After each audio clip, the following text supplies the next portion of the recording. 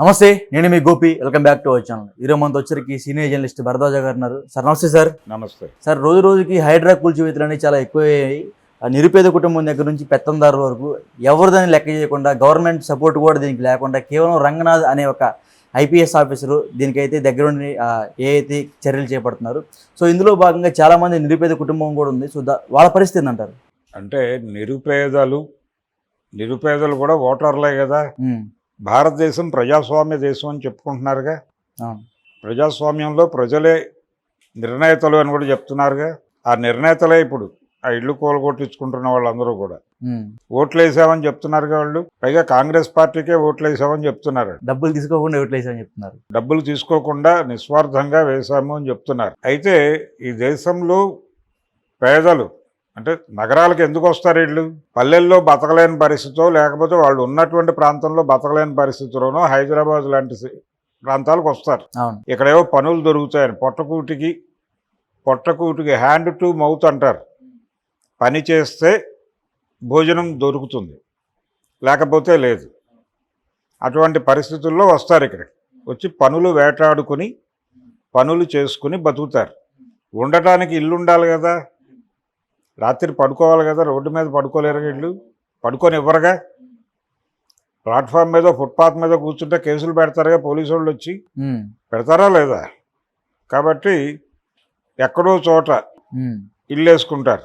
అది ఎక్కువ శాతం ప్రభుత్వ పౌరంబోకు భూముల్లో వేసుకుంటారు. ప్రైవేట్ ప్రాపర్టీలోకి వెళ్తే కొడతారు కాబట్టి, ప్రభుత్వం ప్రజలదే అన్నారు కాబట్టి, ప్రభుత్వాలు ప్రజలవే అన్నారు కాబట్టి ప్రజలు వెళ్ళి ప్రభుత్వ స్థలాల్లో ఇల్లేసుకుంటారు. ప్రభుత్వ పౌరంబోకు భూముల్లో ఇల్లేసుకుంటారు. లేకపోతే చెరువు కట్టల మీద, కాలువ కట్టల మీద ఇల్లేసుకుంటారు. విజయవాడ లాంటి చోట్ల కాలువ కట్టల మీద ఇల్లేసుకుని బతుకుతారు. ఎందుకంటే అక్కడ కాలువలు ఎక్కువ ఉంటాయి కాబట్టి. కృష్ణానది లాంటి చోట్ల ఇల్లేసుకుంటారు ఆ ఒడ్డున. బుడమేరు ఆక్రమణలు కూడా అదే. చాలామంది అలా ఇల్లేసుకున్న వాళ్ళే. తర్వాత అంటే ఈ స్లమ్స్ ఏమవుతాయంటే వీళ్ళు పౌరంబోకు భూముల్లో ఇల్లేసుకుంటారు. కొంతకాలానికి ప్రభుత్వాలు వీళ్ళు పోరాటం చేసిన తర్వాత ప్రభుత్వాలు దయదలిచ్చి బీఫారాలు ఇస్తాయి. ఆ బీఫారాలు ఇచ్చిన తర్వాత ఎవడో బిల్డర్ వచ్చి 4 బీఫారాలు కలిపి కొనుక్కుంటాడు. కొనుక్కుని వీళ్ళని పంపించేసి, అంటే నోటరీతో రిజిస్ట్రేషన్ జరుగుతుంది. వీటిని తీసుకెళ్లి రెగ్యులరైజ్ చేసుకుని అపార్ట్మెంట్లు కడతాడు అక్కడే. ఇప్పుడు మీరు వెళ్ళినటువంటి ప్రాంతంలో మీరు ఏది సున్నం చెరువా? అవును, సున్నం చెరువు, మాదాపూర్ దగ్గర. సున్నం చెరువులో కొన్ని అపార్ట్మెంట్లు కూడా కూల్చుంటారుగా. అవును, 2 కూల్చారు. అది కూడా ఇలా కొనుక్కున్నవే ఉంటుంది. అది కూడా గతంలో ఎవరో ఆక్రమించుకుంటే ఏదో ప్రభుత్వం, అంటే 50 ఏళ్ళు 60 ఏళ్ళు 70 ఏళ్ళు చరిత్ర ఉండొచ్చు అక్కడ కొంతమందికి బీఫారాలు వచ్చి ఉండొచ్చు. బీఫారాలు వచ్చిన వాళ్ళ దగ్గర ఎవరో బిల్డరు అఫిడవిట్లతో కొనుగోలు చేసి దాన్ని రెగ్యులరైజ్ చేసుకుని తన పలుకుబడి ఉపయోగించి అపార్ట్మెంట్లు కట్టి అమ్మేసి ఉండొచ్చు. అంటే వాళ్ళు ఏమంటున్నారంటే, బిల్డింగ్ ఎదురుగా 80 ఫీట్ రోడ్డు ఉంది, సో ఆ రోడ్డుని ముందు కూలగొట్టిన తర్వాత మా ఇల్లు కూలగొట్టనన్నారు వాళ్ళు. అప్పుడు అది కూడా కరెక్టే, వాళ్ళు అడిగిందని కూడా కరెక్టే. అంటే ఇప్పుడు ఇక్కడ ఏంటంటే ప్రజల్ని ప్రభుత్వాలు ఎలా చూస్తున్నాయి, రేవంత్ రెడ్డి ఎలా చూస్తున్నాడు వీళ్ళందరినీ, ఈ కూల్చివేతలకు గురైనటువంటి జనాలని వీళ్ళందరినీ వాళ్ళు ముష్టి వాళ్ళలా చూస్తున్నారు. అవును, ఎక్కడి నుంచో వచ్చి మా రాజ్యంలో మీరు ఇల్లు వేసుకుంటారా అన్నట్టే కదా. వాళ్ళు ఈ దేశ ప్రజలు, పౌరులు, తెలంగాణ పౌరులే కదా. వాళ్ళు బతుకు తెరువు లేక కదా వచ్చి ఇక్కడికి బతుకుతోంది. వీళ్ళు ఎక్కడో అక్కడ పని చేసుకుంటున్నారు, అక్కడ ఇల్లు వేసుకుని. ఆ పక్కన ఇళ్లలో పని చేసుకుంటారు. అందులో ఆడవాళ్ళు ఆ పక్కన ఇళ్లలో పని చేసుకుంటారు. అలాగే అక్కడ జరిగే కన్స్ట్రక్షన్ యాక్టివిటీలో మగవాళ్ళు పనిచేస్తారు అనుకుందాం. చాలా జరిగేది ఇదే జరుగుతుంది. వీళ్ళు అక్కడి నుంచి తీసుకెళ్ళిపోయి అక్కడ ఖాళీ చేయించేసి వీళ్ళని తీసుకెళ్ళి ఊరి చివర హయత్ నగర్ అవతల ఎక్కడో ఏదో కన్స్ట్రక్షన్ జరుగుతూ ఉంటుంది, గవర్నమెంట్ కన్స్ట్రక్షన్. ఏది వీళ్ళ పాలసీలు ఉంటాయి కొన్ని. పేదలకి డబుల్ బెడ్రూమ్ ఇళ్ళు అని కేసీఆర్ చెప్పినట్టుగా వీళ్ళు ఇందిరమ్మ ఇళ్ళు అనే పేరుతో కడితే అక్కడికి తీసుకెళ్ళి పడేస్తే అక్కడి నుంచి వచ్చి వాళ్ళు ఇక్కడికి వచ్చి పని చేయలేరు కదా. ఛార్జీలకే సరిపోతాయి. సో పని ఉన్న చోట ఎక్కడో చోట గుడి చేసుకుని ఉండి కొంత వండుకు తిని పడుకుని స్నానం చేసి పొద్దున్నే వచ్చి మళ్ళీ పనులు చేసుకుంటారు వాళ్ళు. అంతకుమించి వేరే ప్రోగ్రాం ఉండదు వాళ్ళకి. వాళ్ళని ఆ ఉన్న ప్రదేశంలోనే మీరు ఒక కన్స్ట్రక్షన్ ఏదైనా చేసి, అంటే ముందు వాళ్ళ సామాన్ రోడ్డు మీద పారేయటం కరెక్ట్ కాదు. అదే చేశారు అక్కడ. ఇది ప్రభుత్వం ప్రజలది అని చెప్తున్నావు నువ్వు కొనుక్కున్నావా? అధికారం రేవంత్ రెడ్డి గారు కొనుక్కున్నాడా? ప్రజలు ఓట్లేస్తే కదా నువ్వు గెలిచింది. ప్రజలు ఓట్లేకపోతే నువ్వు ఎవరిని ఎలా కూర్చేస్తావు? నువ్వు టేక్ ఇట్ గ్రాంటెడ్గా. సో ఇది కేవలం నియంతృత్వమే, అంతకుమించి ఏమీ కాదు. అంటే ఒకటి అయి ఉండొచ్చు, సిటీ ఓటరు గత 2 ఎన్నికల్లో అసెంబ్లీ ఎన్నికల్లో కాంగ్రెస్తో లేడు, బీఆర్ఎస్తో ఉన్నాడు. ఎందుకు బీఆర్ఎస్తో ఉన్నాడు? డెవలప్మెంట్ కాదు, పాడు కాదు. ఎందుకున్నారంటే ఈ సిటీ ఓటర్లో చాలామంది బయట వాళ్ళ నుంచి వచ్చిన వాళ్ళే, ఎక్కడి నుంచి వచ్చిన వాళ్ళైనా కావచ్చు. హైదరాబాద్కు వచ్చే సెటిలర్స్ ఆంధ్ర వాళ్ళు మాత్రమే కాదు, తెలంగాణలో చాలా ప్రాంతాల నుంచి వస్తారు ఇక్కడికి. అది మాత్రమే కాకుండా ఉత్తర భారతదేశం నుంచి విపరీతంగా వచ్చారు, ఆంధ్ర కంటే ఎక్కువ. వీళ్ళందరూ సెటిలర్సే. వీళ్ళందరూ ఎందుకు బీఆర్ఎస్కి అనుకూలంగా స్పందించారు అసెంబ్లీ ఎన్నికల్లో అంటే, జనరల్గా ఎవరికైనా సరే పక్క ఊరికి బతకడానికి వచ్చినప్పుడు ఆ ఊరిలో ఉన్నటువంటి బలమైన వాడికి కొంచెం లొంగి ఉంటే మంచిది అనుకుంటారు. అది మానవ సహజం, మానవ నైజం. అందులో భాగంగానే వాళ్ళు బీఆర్ఎస్కి అనుకూలంగా వ్యవహరించారు. ఆ ఎన్నికల్లో బీఆర్ఎస్ నేటివ్ ఓటు బీఆర్ఎస్కి వ్యతిరేకంగా పడింది రూరల్ ఏరియాలో. అందుకని బీఆర్ఎస్ అధికారం కోల్పోయింది, కాంగ్రెస్ అధికారంలోకి వచ్చింది. వచ్చిన తర్వాత పార్లమెంట్ ఎలక్షన్స్ జరిగినాయి. పార్లమెంట్ ఎలక్షన్స్లో అసెంబ్లీ ఎన్నికల్లో బీఆర్ఎస్కి అనుకూలంగా పడ్డ ఓట్లలో కొంత శాతం మాత్రం కాంగ్రెస్కి వచ్చింది, కొంత శాతం బీజేపీకి వెళ్ళింది. ఈ బీజేపీకి వెళ్ళటం అనేది కొంచెం కాంగ్రెస్ పార్టీని హర్ట్ చేసి ఉండొచ్చు. అసెంబ్లీ ఎన్నికల్లో వీళ్ళు బీఆర్ఎస్కి అనుకూలంగా ఓటేయటం, ఈ ఓట్లు మనవి కాదు అనుకుని దాడులు చేస్తున్నారా అనే ఆలోచన కలిగించే ప్రమాదం ఉంది. అయితే చెరువుల పరిరక్షణ ఏదైనా పరిరక్షించవచ్చు మీరు, జనాల జీవితాలతో కాదు. అంటే నోటీసులు ఇవ్వకుండా కూల్చేయటం ఇది కరెక్ట్ కాదు. ముఖ్యంగా కూల్చేస్తున్న వాళ్ళ పరిస్థితులు ఏంటనేది తెలుసుకోవాలి. నువ్వు ప్రజాప్రభుత్వం అని చెప్తున్నావు కదా, ప్రజాప్రభుత్వం అలా చేయకూడదు. ప్రజాప్రభుత్వం అనేది వెళ్ళి ముందు వాళ్ళతో సమావేశాలు పెట్టి వాళ్ళ ఆర్థిక స్థితిగతులు ఏమిటి. కొంతమంది అపార్ట్మెంట్ కొనుక్కున్నప్పుడు దానికి ఉన్న పర్మిషన్లతో బ్యాంకులు లోన్లు ఇస్తాయి. దీంట్లో ట్విస్ట్ ఉందండి సార్, వాళ్ళకి బ్యాంకు లోన్ కూడా ఇచ్చిందంట. మళ్ళీ బ్యాంకు లోన్ ఇచ్చేటప్పుడు గుడ్డిగా ఇవ్వరు, అక్కడ ఆఫీసర్లు ఉంటారు. ఏది వాల్యుయేషన్ ఆఫీసర్స్ మొత్తం డాక్యుమెంట్స్ అన్నీ పరిశీలించి ఇవి టోటల్గా ఎటువంటి ఆక్రమణలో మరొకటో కాదు, అన్నీ క్లియర్గా ఉన్నాయి అని ఒక సర్టిఫికేట్ వచ్చిన తర్వాత మాత్రమే లోన్ ఇష్యూ అవుతుంది. అలా ఇష్యూ అయిన బ్యాంకు లోన్స్కి ఎందుకు వెళ్తారు? డబ్బులు లేక చాలామంది. ఈ వెరిఫికేషన్ జరుగుతుంది బ్యాంకుల ద్వారా పెడితే అనే ఉద్దేశంతో డబ్బులున్నా బ్యాంకు లోన్ తీసుకుంటారు చాలామంది. అలా తీసుకున్న వాళ్ళు అయి ఉండొచ్చు, మిడిల్ క్లాస్ వాళ్ళు అయి ఉంటారు. వాళ్ళు బ్యాంకు లోన్లు తీసుకుంటారు. వాళ్ళు 2వ ఇన్స్టాల్మెంటో 3వ ఇన్స్టాల్మెంటో కట్టడానికి వచ్చే లోపు హైడ్రా వచ్చేసి గీకేస్తే ఏమైపోవాలి వాళ్ళు? వాడికి బ్యాంకు లోను నోటీస్ వచ్చేస్తుంది నెల తిరగగానే, బ్యాంకు కూడా ఆగడు. హైడ్రాలో ఇల్లు పోయిందండి, లోన్ కూడా గీకేసుకోండి అంటే లోన్ గీకేస్తామని వీళ్ళు హామీ ఇస్తారా? ఇవ్వరు. అలా వాడికి ఇల్లు పోయి బ్యాంకు లోను మీద పడిపోయి వాడు ఎట్లా బతకాలి? అది పట్టించుకోవాల్సింది ఎవడు? ప్రభుత్వమే కదా పట్టించుకోవాల్సింది. అందుకేగా నేను ఎన్నుకుంది. నువ్వు వాళ్ళని రోడ్డు మీద నిలబెట్టి కొడతానంటే ఎలా కుదురుతుంది? నువ్వు నిర్ణయం తీసుకున్నావు, మంచి నిర్ణయమే, చెరువులు కాపాడుతావు అనుకున్నావు, ఓకే. ఇప్పుడు అన్కన్వెన్షన్ లాంటివి కూల్చావు, ఓకే. నోటీసులు ఇవ్వకుండా అలాంటివి కూల్చండి, వాళ్ళు చూసుకుంటారు. 30 కోట్లు పెద్ద విషయం కాదు నాగార్జునకి, అతనితో వచ్చిన ఇష్యూ కాదు అది. వాళ్ళు సినిమాలకు 70 కోట్లు 60 కోట్లు అంటే లోకల్ మార్కెట్ కాబట్టి కనీసం 40 కోట్లు తీసుకున్నాడు అనుకుందాం. తెలుగు హీరోల రెమ్యూనరేషన్ 120 కోట్లకు వెళ్ళిపోయిన దశ ఇది. కాబట్టి సినిమా హీరోల ప్రాపర్టీలు కూల్చుకో తప్పులేదు. కానీ పేదవాళ్ళు వాడు ఆ రోజు పనికి వెళ్తే కుదరదు, జీతం వస్తే వాడు ఇన్స్టాల్మెంట్ కట్టుకోవాలా, ఇంటి అద్దె కట్టుకోవాలో తెలియకుండా రోడ్డు మీద పెడతావు నువ్వు. అవును. వాళ్ళకి ఆల్టర్నేటివ్ చూపించకుండా కూలగొట్టడం ప్రజల పట్ల బాధ్యత లేకపోవడం. ప్రజల పట్ల బాధ్యత లేకపోవడం అనేది ప్రభుత్వానికి మంచిది కాదు. కానీ అలా అలాగే బిహేవ్ చేస్తారు. అది ప్రజాప్రభుత్వం అనే పేరుతో ఉన్నటువంటి దొంగల ప్రభుత్వం. వాళ్ళు ఎందుకు చేస్తున్నాడు రేవంత్ రెడ్డి? సిటీలో ఉన్నటువంటి వ్యాపారాలు, వ్యవహారాలు, దందాల మీద తన పట్టు బిగించడం కోసం, బిగించి తనకు రావాల్సినటువంటి వ్యవహారాలు అన్నీ, అంటే నేనున్నాను ఇక్కడ, నా దగ్గరికి రండి, నా కాళ్ళు పట్టుకోండి, నాకు చెల్లించాల్సింది చెల్లించుకోండి అని చెప్పడంలో భాగంగా ఈ దాడులు చేస్తున్నట్టుగా కనిపిస్తోంది. ఇది ప్రజల కోసం కాదు. అంటే ప్రజల కోసం చెరువులు కాపాడొద్దా అంటే కాపాడు, తప్పులేదు. నీ మోటో కరెక్ట్ అయినప్పుడు నీ యాక్టివిటీ కూడా కరెక్ట్ అవ్వాలి. నీ యాక్టివిటీ వలన ఇప్పుడు 50 ఏళ్ళు 60 ఏళ్ల నుంచి అక్కడ ఇల్లు వేసుకుని ఉంటున్న వాళ్ళని వన్ ఫైన్ మార్నింగ్ వెళ్ళి తలుపు కొట్టి నీ ఇల్లు కూల్చేస్తున్నామంటే అలాగే? అది అలాంటి అధికారాలు ఇవ్వడమే తప్పు హైడ్రాకి. అంటే ఆయన చెప్పాడు రంగనాథ్ ఒక ఇంటర్వ్యూలో, మేము నోటీసులు ఇవ్వాల్సిన అవసరం లేదు.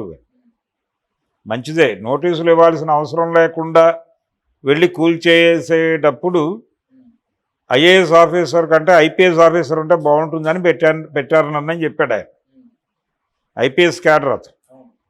పోలీసు వాళ్ళు నిర్దయగా చంపేస్తారు ఎవరినైనా అనే అభిప్రాయం రేవంత్ రెడ్డి ఉన్నట్టుగా మనం అనుకోవచ్చు కదా. పోలీసు వాళ్ళు అటాక్ అంటే వెళ్ళి కొట్టేస్తారు నిర్మోహమాటంగా, లాఠీ చార్జ్ చేసినట్టుగా ఉంటుంది అనే ఉద్దేశంతో పెట్టుంటాడు. ఓకే, ఇప్పుడు హైడ్రా అనేది పక్షపాతంగా వ్యవహరిస్తుందంటారు అనుకుంటున్నారా మీరు? పక్షపాతంగా వ్యవహరిస్తుంది అనే మాటలో పెద్దగా అనుమానపడాల్సిన అవసరం ఏం లేదు. అధికార పార్టీకి చెందిన వాళ్ళకు కూడా కొన్ని ఫామ్ హౌస్ల మీద దాడులు జరిగినాయి. అయితే అవి జరిగినాయి కానీ కేవలం గేట్లే కూల్చేశారంట, బిల్డింగ్ మాత్రం కూల్చేయలేదంట. అదే వెళ్ళి గీకుతున్నారు అక్కడ. ఇప్పుడు మురళీమోహన్కి నోటీసులు ఇచ్చారు. ఆయన నేనే పగలగొట్టి ఇచ్చేస్తాను, మీకు టెన్షన్ పడకండి అన్నాడు. 15 రోజులు టైం ఇచ్చారు ఆయనకి. ఆయన పగలగొట్టి ఇస్తానన్నాడు. Okay, cool. మరి వీళ్ళు ఏం చేశారు? మేము ఎప్పుడూ నోటీసులు ఇచ్చాము అని ఏదైనా కథ చెప్పచ్చు, కానీ నోటీసులు సర్వ్ అయినట్టుగా అక్కడ జనాలు చెప్తున్నారా? లేదు కదా. నువ్వు సమావేశం పెట్టచ్చుగా వెళ్ళి. అక్కడ లోకల్ కార్పొరేటర్ ఉంటాడు, లోకల్గా పనిచేసేటువంటి చాలామంది గవర్నమెంట్ సిబ్బంది ఉంటారు కదా, వాళ్ళ ఆధ్వర్యంలో అక్కడ ఎక్కడో చోట ఒక హాల్లో వాళ్ళందరినీ పిలిచి కూర్చోబెట్టి. దీంట్లో ఒక ఆశ్చర్యం ఏంటంటే సార్, ఒక రాజకీయ నాయకుడు కూడా ఆ కూల్చివేతల దగ్గర ఎవరు కనపడట్లేదు. ఓట్ల కోసం అయితే అందరూ మా దగ్గరకు వస్తున్నారు, ఎలాంటి సమయంలో ఎందుకు రావట్లేదు అంటున్నారు. ఎందుకు కనబడరు అంటే ఇప్పుడు పొలిటీషియన్స్ పరిస్థితి ఏంటి? వాళ్ళు ఎక్కడో ఆక్రమించేసేదో గట్టుంటాడు. ప్రతి ఒక్కడు రియల్ ఎస్టేట్ వ్యాపారి కూడా కదా, రాజకీయ వ్యాపారం కదా చేస్తుంది. రేవంత్ రెడ్డితో సహా రాజకీయ వ్యాపారం చేస్తున్నారు తప్ప సేవ చేయట్లేదు. 90ల తర్వాత ముఖ్యమంత్రులైన ఎవడైనా సరే, చంద్రబాబు కావచ్చు, రాజశేఖర రెడ్డి కావచ్చు, జగన్మోహన్ రెడ్డి, కేసీఆర్, రేవంత్ రెడ్డి, ఎవరైనా కావచ్చు, వీళ్ళందరూ అంతకుముందున్న ముఖ్యమంత్రులు సంపాదించిన ఆస్తులతో వీళ్ళ ఆస్తులు కంపేర్ చేస్తే వాళ్ళ నామమాత్రం. చెన్నారెడ్డి కావచ్చు, సంజీవరెడ్డి కావచ్చు, నేదురుమల్లి జనార్దన్ రెడ్డి, పివి నరసింహారావు కావచ్చు, ఆయన ఇంకా ప్రధానమంత్రి, వాళ్ళు నామమాత్రం, ఏమీ లేదు వాళ్ళకి. వీళ్ళు సంపాదించా అంటే భూములు కార్పొరేట్లకి కట్టబెట్టవలను. చంద్రబాబు నాయుడు గారి ఆధ్వర్యంలో హైదరాబాదులో ప్రభుత్వ రంగ సంస్థలన్నీ మూతపడ్డాయి. లిబరలైజేషన్లో భాగంగా ప్రాగా టూల్స్ ఇవన్నీ మూసేసి, హెచ్ఎంటి ఇవన్నీ మూసేసి ఆస్తుల్ని వేరే వాళ్ళ కార్పొరేట్లకు కట్టబెట్టేస్తారు. ఇది మాత్రమే ప్రభుత్వాలు చేస్తున్నాయి. ఇది చేయటం ద్వారా కార్పొరేట్ కంపెనీలు వాళ్ళకి ఆ ఫేవర్ చేసినందుకు వీళ్ళకి విడిగా ఇంకో ఫేవర్ ఏదో చేస్తాయి. అంటే ఇంకేదో కంపెనీలో వీళ్ళకి వాటాలు వస్తాయి. అది ఇక్కడ కావచ్చు, విదేశాల్లో కావచ్చు, ఎక్కడైనా కావచ్చు. అందుకని ఈ రాజకీయ వ్యాపారం అద్భుతంగా ఉంది కాబట్టే వారసులు వస్తున్నారు. ఇంతకుముందు రాజకీయాల్లోకి స్టూడెంట్ లీడర్స్ వచ్చేవాళ్ళు, అన్ని పార్టీల్లోకి. ప్రతి పార్టీకి విద్యార్థి విభాగం ఉండేది, అక్కడి నుంచి సెకండరీ లీడర్షిప్ వచ్చేది. ఇప్పుడు అలా కాదు, వారసులు వస్తున్నారు. ఎందుకంటే ఇది వ్యాపారం కాబట్టి వారసులు వస్తున్నారు. ఇది ప్రజాసేవ అనుకున్నప్పుడు వారసులు రాలా. అప్పుడు స్టూడెంట్ లీడర్స్ నుంచి ప్రమోట్ అయిన వాళ్ళు వచ్చేవాళ్ళు. ఇప్పుడు వారసులు వస్తున్నారంటేనే ఇది వ్యాపారం నడుస్తుంది, బాగా నడుస్తుందని. సో రేవంత్ రెడ్డి గారు రాజకీయ వ్యాపారం చేసుకోవడం కోసం ఆయనమే ఊరుకునే రాలేదు, డబ్బులు పెట్టే వచ్చాడు. ఆయన ప్రజాసేవకుడు అనుకోవడం తప్పు. ఆయన డెఫినెట్గా ఆయన స్వార్థం ఆయనకు ఉంది. అందులో భాగంగానే ఈ దందాలు వీటి మీద కంట్రోల్ కోసం జనాల్ని సావగొట్టేయడానికి సిద్ధపడిపోయాడు ఆయన. ఈ అంటే ఆయన పెద్ద కంపెనీలను కొట్టి కంగారు పెట్టడంతో మనకు భేదాభిప్రాయం లేదు. కానీ వీళ్ళని కూలగొట్టేటప్పుడు, వీళ్ళ ఇల్లు కూలగొట్టేటప్పుడు సుమారు 100 ఇల్లుకు పైగా ఉన్నాయి సార్. అందరు పాపం డైలీ కూలీ చేసుకునే పని, వాళ్ళు కన్నీరు చెందిపోతున్నారు. అదే ఇలాంటి సందర్భాల్లో నువ్వు సమావేశం పెట్టు. నీ ప్రభుత్వ యంత్రాంగం ఉందిగా అక్కడ, వాళ్ళందరినీ పోలీసులతోనే లాక్కొచ్చి కూర్చోబెట్టు, ఒక చోట కూర్చోబెట్టి చెప్పు, అమ్మ మీకు మీ ఇల్లు బలానా చోట ఉన్నాయి, అది ప్రభుత్వ భూమి, మీరు ఎటువంటి ఇది లేకుండా ఉన్నారు, మేము 50 ఏళ్ళ నుంచి ఉన్నాం అంటారు. ఉన్నారు, గత ప్రభుత్వాలు పట్టించుకోలేదు, మేము పట్టించుకోవాలనుకుంటున్నాము, కాబట్టి మీకు ఇంకో చోట ఇల్లు నిర్మించి ఇస్తాము, దానికి ఇంత ప్రభుత్వం ఇస్తుంది, మీరు ఇంత షేర్ చేసుకొని నెలకింతని కట్టండి, క్లియర్ అయిపోతుంది, ఆ ఇళ్ళు మీవే, అవి ఎవరు కోల్చకుండా ఉండేలాగా మేము మీకు ఒక సర్టిఫికెట్ ఇస్తాము, ఇలాంటి హామీ ఇచ్చి వాళ్ళని సన్నద్ధం చేసి అక్కడి నుంచి తరలించిన తర్వాత కదా కూల్చాల్సింది. నీ మానాన నువ్వు పోలీసులతో వచ్చి కూల్చటమే దుర్మార్గం. ఒక ఐపీఎస్ అదే ఐపీఎస్ ఆఫీసర్ని పట్టుకొచ్చే ఉద్దేశమే అది, అటాక్ చేయండి అని. నువ్వు ప్రజలని పరిపాలిస్తున్నావా, ప్రజల మీద దాడులు చేస్తున్నావా? ప్రజల మీద దాడి చేయదలుచుకున్నావు కాబట్టి ఐపీఎస్ ఆఫీసర్ని పెట్టావు. రెవెన్యూ వాళ్ళ పని కదా అది యాక్చువల్గా. చాలామంది ఏమంటారంటే అక్కడ లోకల్ వాళ్ళు, తాలిబాన్ల పరిస్థితి అయిపోయింది తెలంగాణ ప్రభుత్వంలో రేవంత్ రెడ్డి ప్రభుత్వం అంటున్నారు. రేవంత్ రెడ్డి కాదు, ఎవరున్నా చేస్తారు ఇది. ఎవరున్నా, ఏ ప్రభుత్వాలు ఉన్నా జరిగే పద్ధతి ఇదే. దీనికి రేవంత్ రెడ్డి ఎగ్జామ్షన్ ఏం కాదు. కాకపోతే విషయం ఏంటంటే అక్కడ మురళీమోహన్ దగ్గర వ్యవహరించిన తీరుకి, ఇక్కడ సున్నం చెరువు దగ్గర వ్యవహరించిన తీరుకి ఉన్న తేడా గురించి జనం మాట్లాడుకోవటం మొదలు పెడితే నీ పరిస్థితి ఏమిటి అనేది జనాల్ని సిద్ధం చెయ్యి. ఎవరినైనా సరే ముందు వెళ్ళి చెప్పండి, మీది ప్రజాప్రభుత్వం కదా, ఎన్నికల్లో ఓట్ల ద్వారా కదా మీరు వచ్చింది. లేదు మీరు కొనేసుకున్నారా, కొనేసుకుంటే ఓకే, మీరు ప్రభువు, మీరు ఏం చేస్తే అదే. ఇప్పుడు కాంగ్రెస్ పార్టీ మీద ఒక అభిప్రాయం ఉంది ప్రపంచానికి. ఇప్పటి వరకు కాంగ్రెస్ పార్టీ గతంలోలా లేదు. కాంగ్రెస్ పార్టీ ఫ్రాంచైజీ మోడల్లోకి వచ్చింది. లోకల్గా కాంగ్రెస్ పార్టీ టైటిల్ తీసుకుని నువ్వు కంపెనీ నడుపుకో, మాకు అంత ఇస్తావు అన్న టోన్లోకి వెళ్ళిపోయారు వాళ్ళు. అలా ఫ్రాంచైజీ కొనుక్కున్నాడు ఈయన. సో గతంలో కాంగ్రెస్ పార్టీ పాలనకి ప్రాంతీయ పార్టీల పాలనకి తేడా ఉండేది. తెలుగుదేశం పార్టీ అధికారం నడిచినప్పుడు, రామారావు గారు 2 సార్లు గెలిచి నడిపినప్పుడు ప్రజల మీద కొంత తీవ్రమైన నిర్బంధం నడిచింది. అన్ని వ్యాపారాల మీద తమ పట్టు బిగించే ప్రయత్నం జరిగింది. ఆ టైంలో ప్రజలు కొంత సఫర్ అయ్యారు. 89లో ఆయన ఓడిపోవడానికి కారణం అదే. ఓడిపోయిన తర్వాత కాంగ్రెస్ పార్టీ వచ్చింది. చెన్నారెడ్డి గారు ముఖ్యమంత్రి అయినప్పుడు రాష్ట్రంలో ఒక ప్రజాస్వామిక వాతావరణం, జనాలు ఊపిరి పీల్చుకున్నారు. ఎవరు? వ్యాపారస్తులు కాదు, బడుగు బలహీన వర్గాలు ఊపిరి పీల్చుకున్నారు. అన్ని సెక్షన్స్ ఊపిరి పీల్చుకున్నాయి. దిక్కుమాలిన జీవితాలు గడిపే ప్రతి ఒక్కడు ఊపిరి పీల్చుకున్నాడు. ఒక స్వేచ్ఛ దొరికినట్టు అనుకున్నాడు. అదే నడిచింది.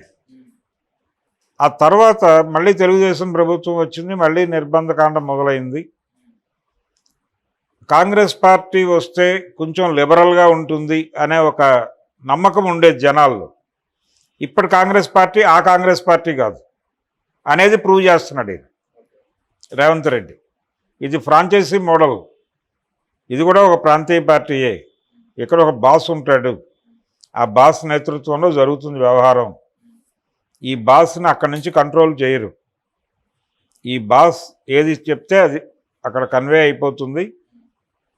ఈ బాస్ ఈ ఫ్రాంచైజీకి పేమెంట్ ప్రాపర్గా చేసేస్తే క్లోజ్ అనే పరిస్థితి. ఇది వైఎస్ రాజశేఖర రెడ్డి టైం నుంచి మొదలైంది. దాని కొనసాగింపుగా రేవంత్ రెడ్డి గారు ఇప్పుడు ఫ్రాంచైజీ తీసుకున్నాడు. ఇంతకుముందు ఇలా ఫ్రాంచైజీ తీసుకుని ఈ కంట్రోలింగ్లోకి వచ్చే పరిస్థితిలో ఎవరు లేకపోవడం వల్ల రెండోసారి టీఆర్ఎస్ గెలిచింది. ఇప్పుడు ఆ బీఆర్ఎస్కి భిన్నమైనటువంటి పాలన వీళ్ళు అందిస్తారు అనేది భ్రమ. అంతకంటే దుర్మార్గమైన పాలన కూడా అందించగలరు వీళ్ళు అనేది ప్రూవ్ చేశారు ఈరోజు. ఆ మాట కూడా అన్నారుగా జనాలు, వారే మేలు అని. అదేదో పొయ్యిలో ఉంటే సుఖమా లేకపోతే పెనం మీద ఉంటే సుఖమా అని ఆలోచించుకోవాల్సిన పరిస్థితి కల్పించాడు ఈయన.